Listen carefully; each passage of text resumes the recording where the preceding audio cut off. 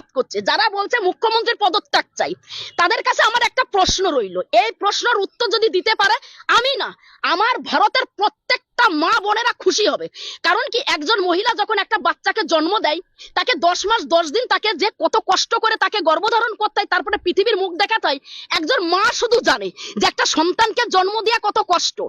আমি বলতে চাই যে আজকে যেভাবে প্রটেস্ট করছে আমাদের কলকাতার বুকে, পশ্চিম বাংলাতে, আমি পশ্চিম বাংলার কথা বলি, তারপরে আর তো প্রত্যেকটা রাজ্য আছে, বাইরের দেশে হচ্ছে, বাংলাদেশে হচ্ছে, আমরা প্রত্যেকেই খুশি যে একজন আমাদের ডাক্তার বোনকে হারিয়েছি। তার জন্য প্রত্যেকটা মানুষ, জাতি ধর্ম বর্ণ নির্বিশেষে অল কমিউনিটির মানুষ কিন্তু রাস্তায় নেমেছে, খুব ভালো।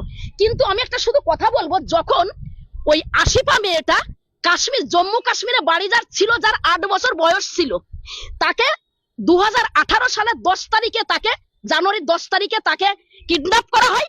10 তারিখ থেকে 18 তারিখ অব্দি তাকে কিন্তু গ্যাংরেপ করা হয়েছিল। ইভেন আমরা এটাও জানি তাকে মেডিসিন খাওয়ানো হয়েছিল, ঘুমের মেডিসিন, যাতে সে সেন্সলেস থাকে, তার যাতে কোনো সেন্স না থাকে।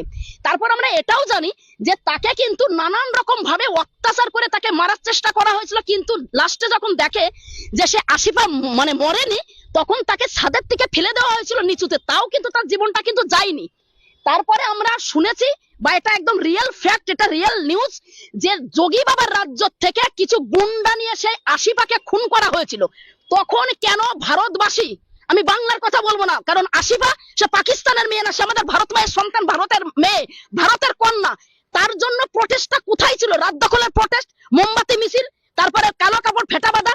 মণিপুরে যখন 7-8 জন আমার দিদি বোনকে যখন নেকেট অবস্থায় সোসাইটিতে ঘুরিয়েছিল, তখন তো ভারতীয় জনতা পার্টি পুরো চুপচাপ ছিল।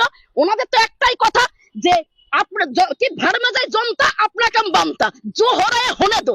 মণিপুরটাও তো ভারতবর্ষের একটা রাজ্য, একটা অঙ্গ, তারাও তো ভারতের বেটি, তারাও তো ভারত মায়ের সন্তান। তখন কেন স্মৃতি রানী জি যে বড় বড় কথা বলে যে মমতা से नहीं चल रही बंगाल, ममता का बंगाल का हालत खराब है, हम लोग को दीजिए बंगाल का जो जनगण है ना, सबको हम रिक्वेस्ट करें, हम लोग को बंगाल दीजिए, देखिए हम लोग कितना सुरक्षा रखूंगा। স্মৃতি রানী যে তখন মণিপুর নিয়ে কেন কথা বলিনি? যখন মনীষা বাল্মীকি এই যে হাতরাসের ঘটনা, তাকে যেভাবে ধর্ষণ করেছিল, এবং পুলিশ প্রশাসন, গুন্ডা রাজ্যের পুলিশ, রাম রাজ্যের পুলিশ, যোগী রাজ্যের পুলিশ, বুলডোজার বাবার রাজ্যের পুলিশ, যখন গমের খেতে এনে তার মা বাবাকে কয়াদির মতন মরছে, তারা প্রচুর বড় ক্রাইম করেছে, তাদেরকে কয়াদির মতন রেখে সেই ঘরের সামনে গমের খেতে সেই মনীষা বাল্মীকির দেহ পুড়িয়েছিল। তখন কেন মোমবাতি মিছিল বেরোয়নি ভারতীয় জনতা পার্টির থেকে? তখন কেন কালো কাপড় বেঁধে তারা রাস্তায় বেরোয়নি? তখন কেন রাত দখল করা হয়নি? আচ্ছা, তারা অন্য রাজ্য বলে? তাহলে পরে এখানে বুঝতে হবে, যারা আজকে এই রাত দখল বলুন, মোমবাতি মিছিল বলুন, কালো কাপড় বেঁধে বলুন, যারা নবান্ন মানে অভিযান করছে, যেটাই বলুন, ছাত্র সমাজ যেটাই বলুন, ছাত্র সমাজের নামে, প্রত্যেকটা এরা পলিটিক্যালি রং খেলছে। কিন্তু বাংলার মানুষ যথেষ্ট অ্যাক্টিভ, শুভবুদ্ধি সম্পূর্ণ মানুষ, সুশীল সমাজের মানুষ। বাংলার মানুষকে নড়ানো চড়ানো যাবে না, এটা আমি স্বপ্না ভাদুরী চ্যালেঞ্জ করে বললাম। আজকে নবান্ন অভিযান তোমরা বলছো ছাত্র সমাজ, যারা দুদিন পরে ঘাটে যাবে, 80 বছর 90 বছর বয়স, তারা কোন কলেজের ছাত্র আমি জানতে চাই ছাত্র সমাজের কাছে। একটা ছেলে বলছে কি, আমি না ঢিল ছুটতে খুব ভালো পারি, আমি পাথর ছুটতে খুব ভালো পারি, আমি ডান্ডা মারতে খুব ভালো পারি, তার জন্যই নবান্ন অভিযানে এসেছি। তারা কোথা থেকে এসছে?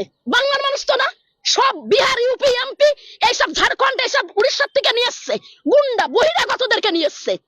আজকে আমাদের যুব সমাজের ছাত্ররা যারা আন্দোলন করেছে, তাদেরকে আমি রেসপেক্ট করি, স্যালুট করি। বাট যারা গুন্ডাগিরি করেছে, 9mm পিস্তল নিয়ে কি ছাত্র সমাজের আন্দোলন হয়? খুয়া ইট পুলিশ প্রশাসনের গায়ে মেরে কি ছাত্র আন্দোলন হয়? এইগুলো কোনো প্রতিবাদ?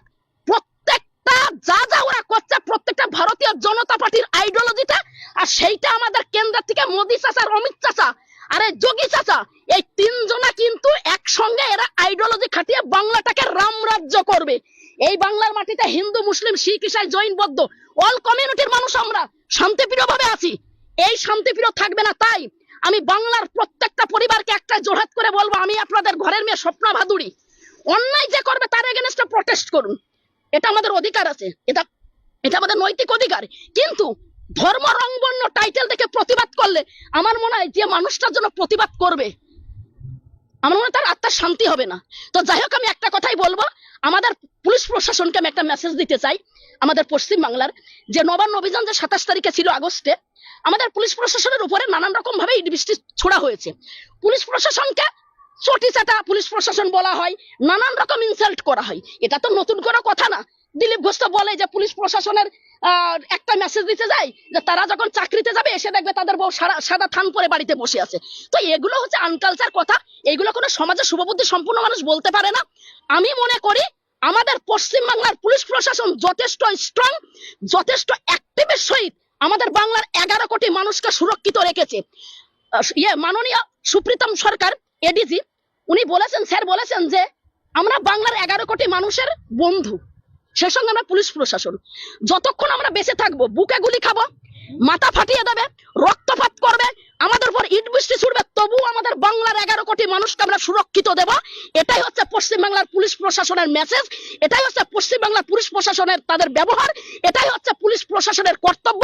আমি স্যালুট জানাই বাংলার প্রত্যেকটা পুলিশ প্রশাসনকে, এইটুকুই বলবো। উড়িষ্যায় কাজে দাঁড়াও একটু দাঁড়াও, জল